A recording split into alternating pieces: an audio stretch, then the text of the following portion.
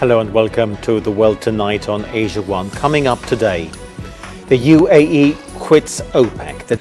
While speaking to reporters at the White House, Donald Trump welcomed the UAE move to pull out of OPEC and said he thinks it could help lower oil prices. The UAE joined back in 1967.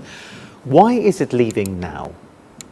It's leaving because it feels that its destiny is better realized outside OPEC. This is essentially an anti-Saudi Arabia move.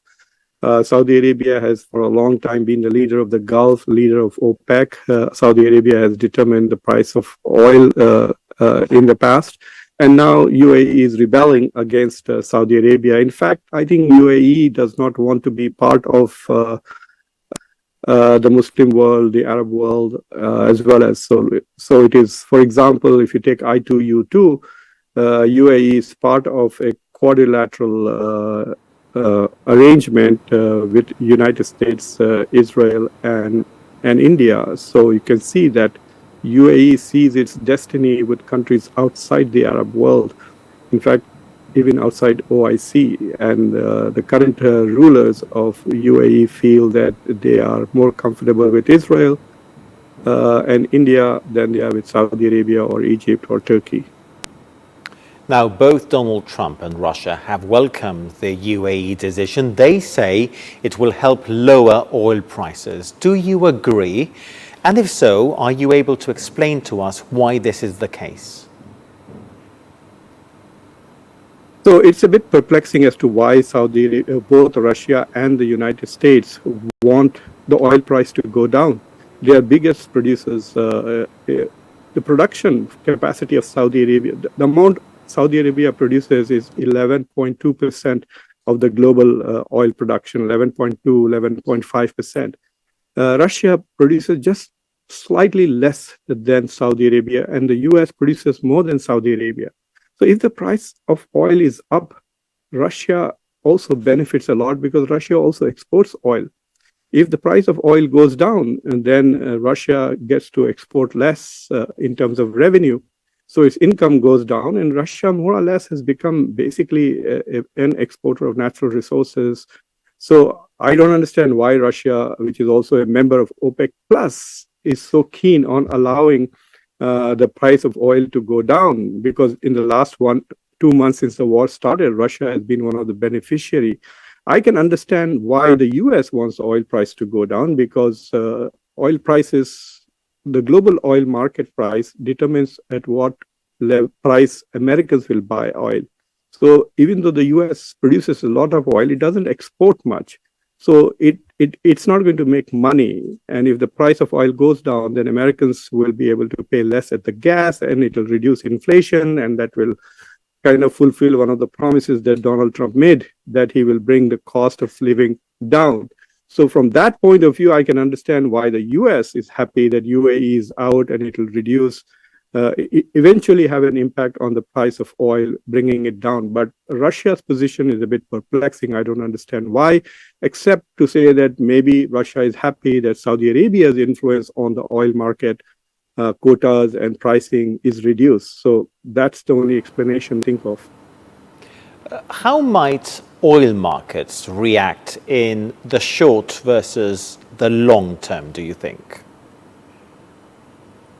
Well, the oil market is reacting more right now to what Donald Trump is doing. So, for example, yesterday the price went up to $126 for the Brent oil price, which is the highest it has ever been in the last 4 or 5 years. It had reached that level when Russia had attacked Ukraine, and Russia's oil supplies were immediately outside the market.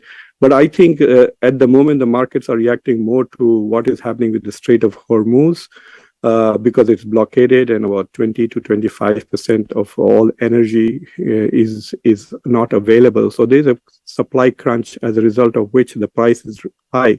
But if you notice, in the past few hours, the price of oil went down to about 110 or 12. I was looking at it this morning. So it has dropped by 10, 12%. And so while UAE produces only about roughly 3%, 4% of the global oil. So it will have some impact, but its impact will not be too profound on the global oil market. Whereas, and that is what UAE is betting, that look, we contribute such a small amount that it will not affect the price, and so the price will remain up, and we will sell more oil and make more money. I think that's the simplistic logic of UAE. But as I said, there's a lot of grand strategic design. UAE is completely changing its foreign policy and grand strategy. And one way to do that is to become free of Saudi influence. So it is quite possible that it's going to fragment the region. And so not only is UAE going to weaken OPEC, it will probably also weaken GCC, because countries in GCC such as Oman and Qatar are more friendly with Iran and less friendly with Israel. Bahrain is quite friendly with Israel, but Kuwait is not. So GCC itself is not fully aligned the way UAE would like it to be aligned. And so I think that UAE is probably going to weaken all these institutions, OIC, Arab League, OPEC, and GCC. You speak about weakening of positions. So just to put it into context, could the move by UAE weaken OPEC's ability to influence oil prices, or is the group already losing cohesion? OPEC will definitely be weaker without UAE, but more than impact UAE's capacity to reduce the price of oil, I think what UAE is trying to do is reduce Saudi Arabia's capacity to influence the oil markets and control the supply. So you might see in the future a competition between UAE and Saudi Arabia on the issue of supply. If Saudi Arabia wants to raise prices by cutting quotas of countries, UAE might simply enlarge its production in order to undermine Saudi Arabia. So I think we are going to see a lot of Saudi-UAE competition inside OPEC and outside OPEC. You were mentioning earlier the Strait of Hormuz. This all comes at a time of volatility for oil prices and, of course, the closure of the Strait of Hormuz that we've been speaking about a lot on the program. Is any of this linked at all? Well, the volatility of oil prices are connected to the uncertainty of supply and demand. So people are not sure whether oil will be allowed. Like, for example, there are reports today that 34 ships have been allowed through the Strait of Hormuz. So if you're paying attention to how much oil is actually going through, then that will bring the price of oil down. But if the perception is that Strait of Hormuz is fully blocked and oil is not available, then the price goes up. So the volatility is based on the uncertainty of the supply. Whereas UAE leaving OPEC does not make the supply uncertain. It just says that Saudi Arabia cannot control the quota and therefore cannot control the price. So it might reduce the price like US and Russia are expecting, but it will not make the price volatile.